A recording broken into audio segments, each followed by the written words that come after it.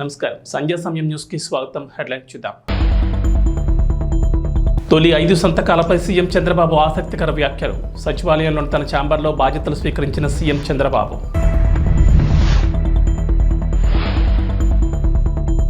సామాన్యులకు దడపుట్టిస్తున్న ఉల్లి, టమోటా 15 రోజుల్లోనే అమాంతం పెరిగిన ధరలు.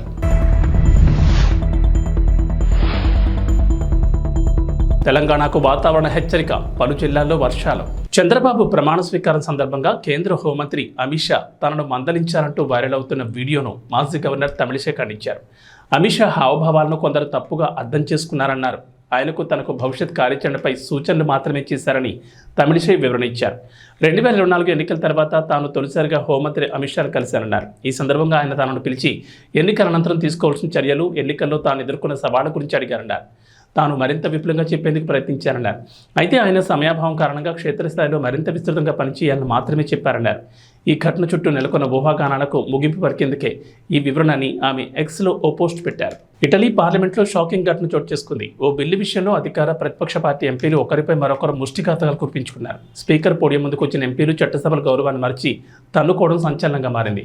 ఇందుకు సంబంధించిన వీడియో ప్రస్తుతం నెట్టింట వైరల్ అవుతోంది. ఇటలీలోని కొన్ని ప్రాంతాలకు ఆర్థికంగా మరింత స్వేచ్ఛ కల్పించేందుకు ఉద్దేశించిన బిల్లును అధికార కూటమి సభలో ప్రవేశపెట్టింది. ప్రజల నుంచి సేకరించిన పన్నుల వినియోగంపై ఆయా ప్రాంతాలకు మరింత స్వేచ్ఛనిచ్చేందుకు ఈ బిల్లును రూపొందించారు. దీన్ని ప్రతిపక్ష సభ్యులు తీవ్రంగా ఖండించారు. ఈ క్రమంలో సెంటర్ లెఫ్ట్ 5 స్టార్ మూవ్మెంట్ ఉద్యమానికి చెందిన ఓ చట్టసభ సభ్యుడు పార్లమెంట్లో ఇటలీ జాతీయ జెండాను ప్రదర్శించే ప్రయత్నం చేశారు. ఈ క్రమంలో ఇరు వర్గాల మధ్య ముష్టిఘాతాలు, తోపులాట జరిగింది. ఈ బిల్లు కారణంగా ఇటలీలో ఉత్తర దక్షిణ విభజన మరింత తీవ్రమవుతుందని, పేదరికంలో మగ్గుతున్న దక్షిణాది ప్రాంతాలు మరింత ఇబ్బందులు పడతాయని బిల్లును వ్యతిరేకిస్తున్న వారు చెబుతున్నారు.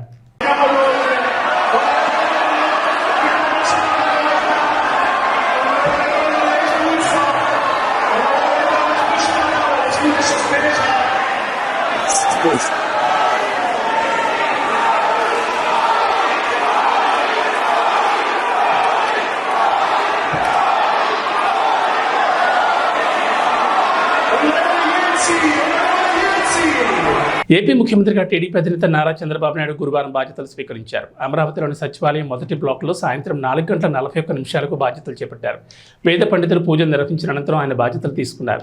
ముఖ్యమంత్రి హోదాలో 5 ఏళ్ల తర్వాత సచివాలయానికి వచ్చిన చంద్రబాబుకు రాజధాని రైతులు ఘనమైన స్వాగతం పలికారు. వేల మంది రోడ్ల మీదకు వచ్చి రహదారులను పూలమయం చేశారు. అలాగే సచివాలయంలో ఉద్యోగులు, అధికారులు సీఎంకు స్వాగతం పలికారు. ప్రభుత్వ ప్రధాన కార్యదర్శి, డీజీపీ సహా మంత్రులు, ఆల్ ఇండియా సర్వీసెస్ అధికారులు ముఖ్యమంత్రిని కలిసి శుభాకాంక్షలు తెలిపారు. ముఖ్యమంత్రిగా బాధ్యతలు తీసుకున్న అనంతరం ఎన్నికల్లో ఇచ్చిన హామీలు నెరవేర్చే ఫైళ్లపై సంతకాలు చేశారు. ప్రచారంలో ఇచ్చిన హామీ మేరకు మెగా డిఎస్సీపై చంద్రబాబు తొలి సంతకం పెట్టారు. మొదటి హామీ అయిన మెగా డిఎస్సీపై తొలి సంతకం పెట్టిన సీఎం చంద్రబాబు నిరుద్యోగుల సమక్షంలోని 16,347 టీచర్ పోస్టులను భర్తీ చేయనున్నట్లు తెలిపారు.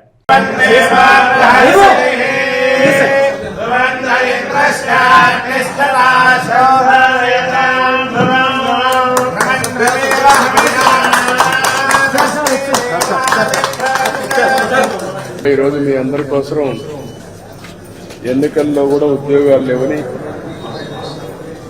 బాగా అన్ని ప్రాంతాల్లో కూడా యువత ముఖ్యంగా పెద్ద ఎత్తున స్పందించారు. నిరాశలు స్కూల్ వదులున్నారు. ఒక పక్క డిఎస్సీ పిలవలేదు. గవర్నమెంట్ ఉద్యోగాల్లో కూడా పబ్లిక్ సర్వీస్ కమిషన్ కూడా ఏమీ పిలిచే సందర్భాలు లేవు. ఇంకొక పక్క ప్రైవేట్ ఉద్యోగాలు కూడా ఎక్కడ రాలేదు. ఇండస్ట్రీస్ అన్ని రాకుండా దేశంలోనే ఎక్కువగా అంటే 24% నిరుద్యోగం ఉండేది మన రాష్ట్రమే. దాని మీద మీ ఆవేదన మేము అర్థం చేసుకున్నాం. ఎన్నికల్లో ఒక నిర్దిష్టమైన ఆలోచనకు వచ్చాం. నేను అందుకే దీని మీద యువతకు ఉద్యోగాలు కల్పించాలనే ఉద్దేశంతో నేను ఆ రోజు అనౌన్స్ చేశాం. నేను పవన్ కళ్యాణ్ గారు మేము అందరం కలుసుకొని బీజేపీ అందరం కలుసుకొని అందులో మెగా డిఎస్సీ పెడతామని ఫస్ట్ సంతకం డిఎస్సీ పైన పెడతానని చెప్పాను. అందుకే ఈరోజు 16,347 ఉద్యోగాలు డిఎస్సీకి నోటిఫికేషన్ ఇస్తున్నాను. అది ఇప్పుడే ఏపీలో పింఛన్దారులకు ఇది శుభవార్తే. జూలై నుంచి వారు 4,000 పెన్షన్ అందుకోనున్నారు. తెలుగుదేశం పార్టీ ఎన్నికల హామీలో ఒకటైన పింఛన్ల పెంపునకు సంబంధించిన ఫైలుపై నిన్న ముఖ్యమంత్రి నారా చంద్రబాబు నాయుడు 3వ సంతకం చేశారు. ప్రస్తుతం 3,000 పెన్షన్ అందిస్తుండగా ఇకపై 4,000 అందించనున్నారు. ఫైల్పై చంద్రబాబు సంతకం చేయడంతో ప్రభుత్వ ప్రధాన కార్యదర్శి నీరబ్ కుమార్ ప్రసాద్ తాజాగా ఉత్తర్వులు జారీ చేశారు. గతంలో టీడీపీ ప్రభుత్వం ఉన్నప్పుడు ఈ పథకాన్ని పెట్టిన ఎన్టీఆర్ భరోసా పేరుతో ఈ పథకం ఇప్పుడు కొనసాగనుంది. తాము అధికారంలోకి వస్తే ఏప్రిల్ నుంచి నెలకు 4,000 పింఛన్ ఇస్తామని టీడీపీ హామీ ఇచ్చింది. ఈ నేపథ్యంలో జూలై 1న ఒక్కొక్కరికి 7,000 చొప్పున పెన్షన్ అందిస్తారు. ఏప్రిల్, మే, జూన్లో చెల్లించాల్సిన ఒక్కో ₹1,000తో పాటు జూలై నెల పింఛన్ 4,000 కలిపి మొత్తం 7,000 అందిస్తారు. ఆగస్టు నుంచి మాత్రం 4,000 చొప్పున పంపిణీ చేస్తారు. 4వ నిర్ణయం ఇది పిల్లల కోసరం. ఈరోజు నైపుణ్యం పైన శ్రద్ధ పెట్టాలని, దీనికోసం స్కిల్ డెవలప్మెంట్ కోసం, ట్రైనింగ్ కోసం వాళ్ళకి ఎలాంటి స్కిల్స్ కావాలి అనే దానిపైన ఒక అసెస్మెంట్ చేయడానికి స్కిల్ సెన్సస్ అని ఒక కార్యక్రమానికి శ్రీకారం చుట్టాం. అందులో మీరందరూ చూస్తే ప్రతి ఒక్కరికి మీకు కోరికలు ఉంటాయి కానీ ఆ కోరికలు సాధించుకోవాలంటే దానికి కావాల్సిన నాలెడ్జ్ కానీ మెళకువలు కానీ కావాల్సిన అవసరం ఉంది. ఆ సందర్భంలో చాలా మంది నేను చూశాను, చదువుకుంటారు, మార్కెట్లో వాళ్ళకు కావాల్సిన స్కిల్స్ లేకుండా మీకు ఉద్యోగాలు రావడం లేదు. ఇప్పుడు నాలెడ్జ్ ఎకానమీలో ముందుకు పోతున్నాం. ఇలాంటి నాలెడ్జ్ ఎకానమీలో ముందుకు పోయినప్పుడు మీకు తగిన స్కిల్స్ వస్తే ప్రపంచం మొత్తం మీరు రాణించే పరిస్థితి వస్తుంది. అందుకే మొత్తం రాష్ట్రం అంతా కూడా సెన్సస్ తీసుకుంటున్నాం. మీ ఆలోచనలు, ఇది కొత్త సబ్జెక్టు. ప్రపంచంలో ఇంతవరకు క్యాస్ట్ సెన్సస్ చేశారు, జనాభా గణన చేశారు, కులాల వారిగా సెన్సస్ తీశారు. ఎస్సీలు ఎంతమంది ఉన్నారు, బీసీలు ఎంతమంది ఉన్నారు, ఇలాంటి సెన్సస్ తీస్తున్నారు. కానీ మొట్టమొదటిసారిగా దేశంలోనే కాకుండా ప్రపంచంలోనే స్కిల్ సెన్సస్, నైపుణ్యం, ఎవరెవరికి ఏ నైపుణ్యం ఉంది, ప్రపంచంలో భారతదేశంలో ఎలాంటి ఉద్యోగ అవకాశాలు ఉన్నాయి, ఆ ఉద్యోగ అవకాశాలకు తగిన స్కిల్స్ మీకున్నాయా లేదా, ఇది అసెస్ చేస్తున్నాం. స్కిల్ సెన్సస్ చేసి ప్రపంచంలో ఉండే అవకాశాలని, భారతదేశంలో ఉండే అవకాశాలని, మన రాష్ట్రంలో ఎలాంటి అవకాశాలు సృష్టించగలుగుతాం అన్ని ఆలోచించుకుని పెట్టుబడులు వస్తాయి. ఆ పెట్టుబడులు వచ్చినప్పుడు వేరే రాష్ట్రాల నుంచి ఉద్యోగస్తులు రాకుండా ఇక్కడే కావలసిన మానవ వనరులు అభివృద్ది చేయాలి. అలాంటి వనరులు అభివృద్ది చేస్తూ మీకు కావలసిన స్కిల్స్ అన్ని కూడా నైపుణ్యాన్ని నేర్పించడానికి ఈ సెన్సస్ చేస్తున్నాం. దీనివల్ల రాబోయే రోజుల్లో మన దగ్గర చదువుకున్న పిల్లలు ప్రపంచం మొత్తం ఉద్యోగాలు రావడం, మన రాష్ట్రంలో ఉండే పెద్దవాళ్లకు కూడా ఈ స్కిల్స్ కొద్దిగా నేర్పిస్తే ఇప్పుడు సంపాదించే డబ్బుల కంటే 3 రెట్లు 4 రెట్లు ఎక్కువ సంపాదిస్తాం. అది కూడా నేను ఆలోచిస్తున్నా, అది చేస్తామని తెలియజేసుకుంటూ ఇది నాకు మనసులో ఉండే సబ్జెక్ట్. ఇది నా మనసుకు దగ్గరైన సబ్జెక్టు. పిల్లల భవిష్యత్తుకు, రాష్ట్ర భవిష్యత్తుకు సంబంధించిన విషయం. ఓ కేసులో నిందితుడికి ఫేవర్ చేస్తానని 15 లక్షలు డిమాండ్ చేసిన ఓ ఇన్స్పెక్టర్ 3 లక్షల రూపాయల లంచం తీసుకున్న సమయంలో అటుగా వస్తున్న వారు ఏసీబీ అధికారులేనని గుర్తించాడు. ఆ డబ్బు అక్కడ వదిలేసి రోడ్డుపై పరుగులు పెట్టాడు. ఏసీబీ అధికారులు చేసి పట్టుకుని కలెక్టర్ల వెనక్కి పంపించారు. హైదరాబాద్లో జరిగిన ఈ ఘటన దొంగ పోలీసు ఆటను తలపించింది.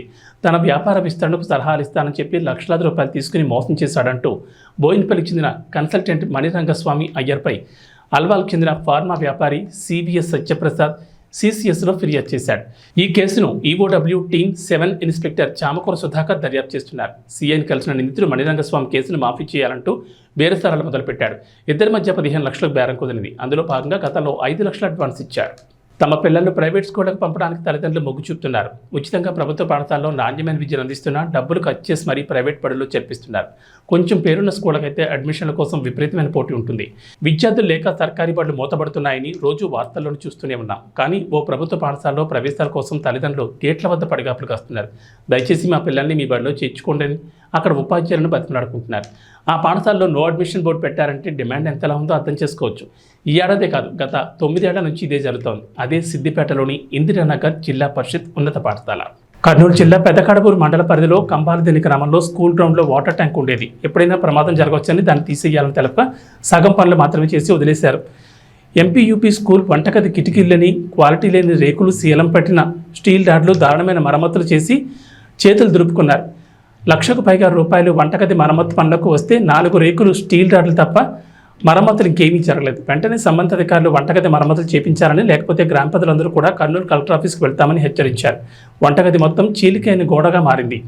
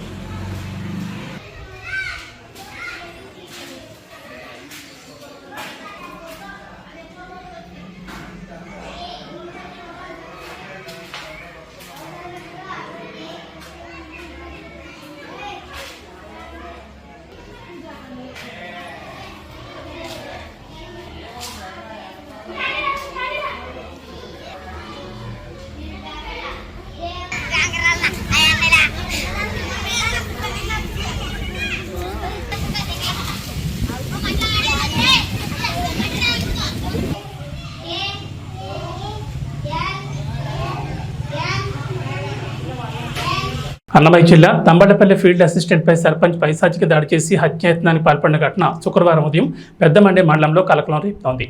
బాధితుని కుటుంబీకులు పోలీసులకు ఇచ్చిన ఫిర్యాదు మేరకు వివరాలు ఇలా ఉన్నాయి. మండలంలోని ముసలికుంట దిగువపల్లి గ్రామం వడ్డివంక తాండాకు చెందిన రవినాయక్పై దిగువపల్లి గ్రామ సర్పంచ్ యుగంధర్ రెడ్డి మరికొందరు గురువారం అర్ధరాత్రి పైశాచికంగా దాడి చేసి హత్యాయత్నానికి పాల్పడ్డారని బాధితులు పెద్దమండ్యం పోలీసులకు ఫిర్యాదు చేసినట్లు తెలిపారు. దాడిలో గాయపడ్డ బాధితుడు ప్రాణాపాయ పరిస్థితిలో ఉండగా వెంటనే కుటుంబీకులు అతన్ని మదనపల్లి జిల్లా ఆసుపత్రికి తరలించారు.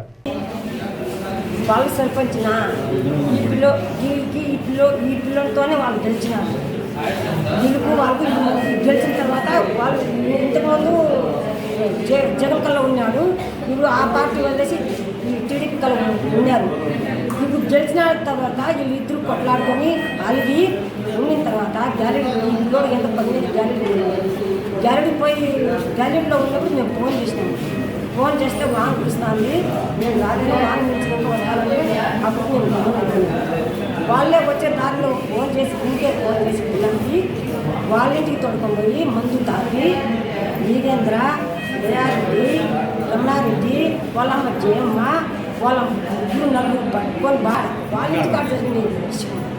ఇంటికాడ పోయి తాచి చేసి తాగడి కొట్టి నడి దావలో వాన బండ్లతో వచ్చి మా బండ్లో వచ్చే దావలో పడేసేసి నేను దిగారు జోబులు వేసేసి వచ్చి వెళ్ళిపోయినారు. వాళ్ళు పడేసి వెళ్ళిపోయినట్టు చేసి వీళ్ళకి దారిలో ఎవరో చూసి ఫోన్ చేసే దానికి మా తాండాలు 2-3 ఆటోలు వచ్చినాము.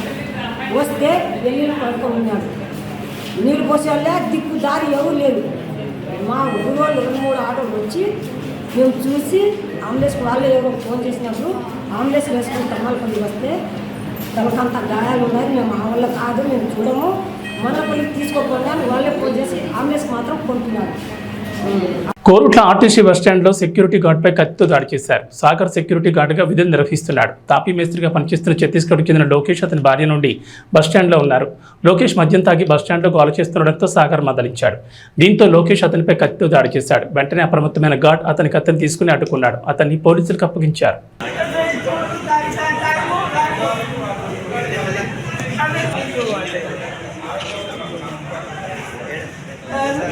ఎక్కడ रखना है पता ना क्या काम करते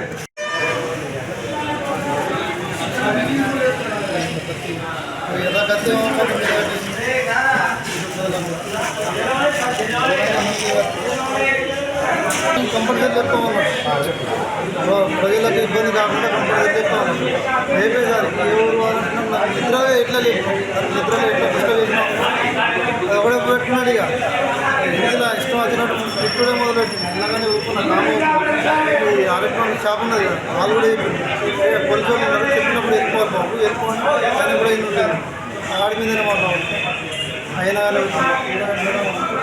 దెబ్బ కొట్టు వెళ్ళిపోయాడు మళ్ళీ తాగచ్చు వెనకకెళ్ళి అట్లా రప్పన వచ్చి కత్తి పెట్టేసింది ఇట్లా దొరకబట్టి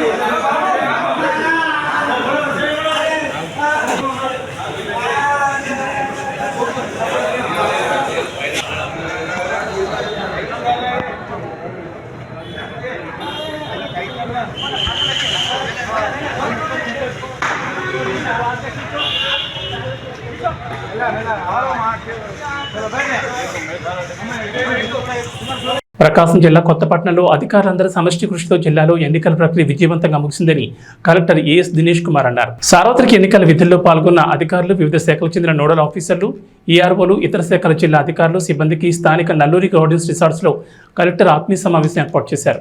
ఈ సందర్భంగా కలెక్టర్ మాట్లాడుతూ ఎన్నికల నిర్వహణకు అవసరమైన పకడ్బందీ ప్రణాళిక రూపకల్పన, దాని అమలును నిరంతరం పర్యవేక్షించడం ద్వారా ఎన్నికలను విజయవంతంగా నిర్వహించగలిగారన్నారు.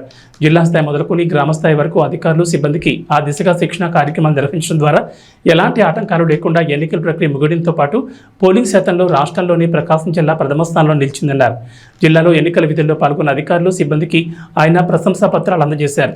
ఈ సందర్భంగా అధికారులు మాట్లాడుతూ కలెక్టర్ ఎప్పటికప్పుడు మార్గనిర్దేశం చేయడం వల్ల తమ విధులను విజయవంతంగా నిర్వహించగలిగామన్నారు. ఎస్పీ గరుడ్ సునీల్ మాట్లాడుతూ పోలీస్ సిబ్బంది, జిల్లా అధికారి యంత్రాంగం సమన్వయంతో పనిచేయడం వల్ల శాంతి భద్రతలకు ఎలాంటి ఆటంకం కలగలేదన్నారు. ఓటర్లు కూడా పోలీసులకు పూర్తి స్థాయిలో సహకరించడం వల్ల ఎన్నికలు సజావుగా జరిగాయన్నారు. అనంతరం జిల్లా స్థాయి అధికారులంతా కలెక్టర్, ఎస్పీలను పూలమాలలు, శాలువాలతో సన్మానించారు.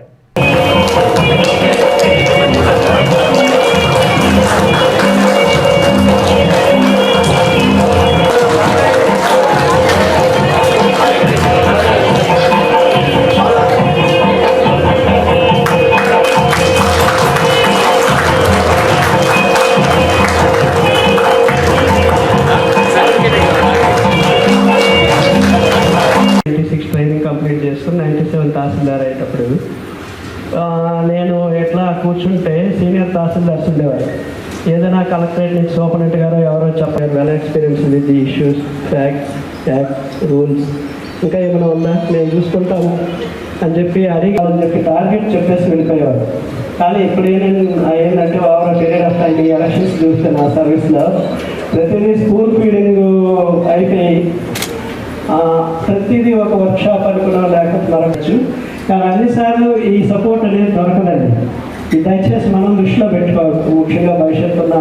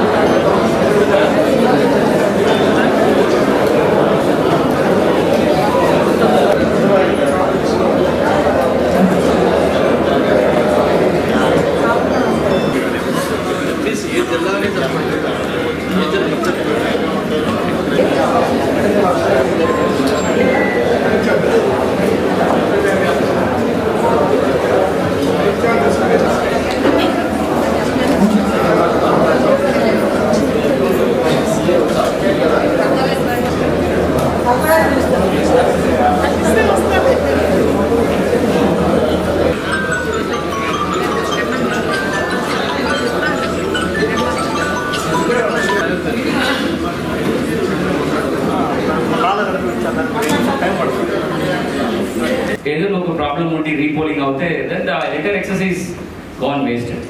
So I don't want to take a chance. So ప్రతి ఒక్క విషయం కూడా అట్లీస్ట్ మన సైడ్ నుంచి మనం కాంట్రిబ్యూట్ చేసిన విషయంలో కరెక్ట్గా జరిగిపోతే remaining issues you to leave to the god. ఎందుకంటే అన్ని I will not take all credits. అన్ని నా లీడర్షిప్లో జరిగింది అంటే ఐ వుడ్ సే మనం చేసిన ప్రయత్నం only 20-30%. So 70-80% is about our good will, మీ ప్రయత్నము అండ్ గాడ్స్ విల్. సో ఎందుకంటే మన చేయిలో ఉంటున్న control about entire process is very limited, because we're not dealing with robots, they are not programmed to vote. ఈ టైంకి వచ్చేసి ఇట్లా ఓటేసి మీరు వెళ్ళిపోతారని కాదు. So we're dealing with public who are different personality, different levels of literacy, different levels of political awareness, different levels of aggressiveness, sensitivities. ఇట్లా రకరకాల కారణాలు ఉన్నాయి. ఆ పెర్ముటేషన్ కాంబినేషన్స్కి మళ్ళీ వెళ్ళి వాళ్ళని మనం సరి చేయాలంటే అది మన వల్ల కాదు. పోలీస్ ముందు ఉన్న ఛాలెంజెస్ ఏంటి, దానికి ఎట్లా మేము ఓవర్కమ్ చేయగలిగాం. ఫర్ ఎగ్జాంపుల్,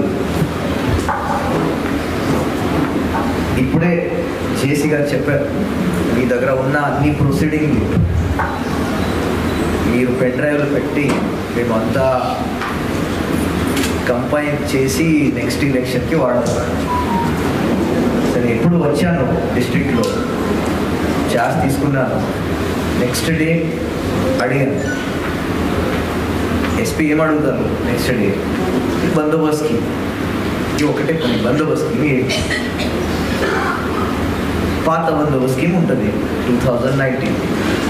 ఇప్పుడు దాని ప్రకారంగా సేమ్ ఇటు చేసి లేటెస్ట్ ఏం జరిగింది అది తయారు చేస్తాం. ఆన్సర్ ఏంటి, పాత రికార్డు ఏం లేవు సార్, బందోబస్తు స్కీమ్ లేదు, ఏం లేదు. ఇప్పుడు అంత కొత్తగా తయారు చేయాలి. అదే ఆన్సర్, ఇది జరిగింది నిజం, ఇక్కడ ఉన్న అందరూ చెప్పగలుగుతారు. ఇప్పుడు చూడండి, కొత్తగా వచ్చాను, పాత రికార్డులు ఏం లేవు, అంతా మాయమైపోయింది చెప్తున్నాను. సో మళ్ళీ ఫ్రెష్గా ఏ ప్యాటర్న్లో చేయాలి, ఎట్లా చేయాలి అంత వర్కౌట్ చేశాను. నెంబర్ 1. సో చేసి చెప్పింది చాలా ఇంపార్టెంట్. సో ఇది పోలీస్ డిపార్ట్మెంట్లో కూడా మేము ఇదే ఫాలో చేస్తున్నాం. నెక్స్ట్ పాయింట్, ఇంకా ఒకరు చెప్పారు ఇప్పటివరకు, పల్నాడులో బార్డర్ ఉంది, వాయిపాలెంలో ఉన్న ఎస్పెషల్గా పుల్లల చెరువు మండలం, అదే అంటే డైరెక్ట్ మాచర్ల వార్డు. సో ఇప్పుడు మనందరికీ తెలుసు పల్నాడులో ఏమేమి జరిగాయి, ఎస్పెషల్లీ వేసవిలో అదుపులో ఉన్న కూరగాయల ధరలు వర్షాకాలం మొదలవగానే రాకెట్ వేగంతో దూసుకెళ్తున్నాయి. కేవలం 15 రోజుల వ్యవధిలోనే ఉల్లి, టమాటా సహా అన్ని కూరగాయల ధరలు 60% వరకు అధికంగా పెరిగాయి. మే 3వ వారంలో కిలో 20 పలికిన ఉల్లి ప్రస్తుతం 40కి చేరింది. ఇక టొమాటో ధరలు కూడా రెండింతలు పెరిగాయి. ప్రస్తుతం కిలో టొమాటో 50కి పైనే మాట పలుకుతోంది.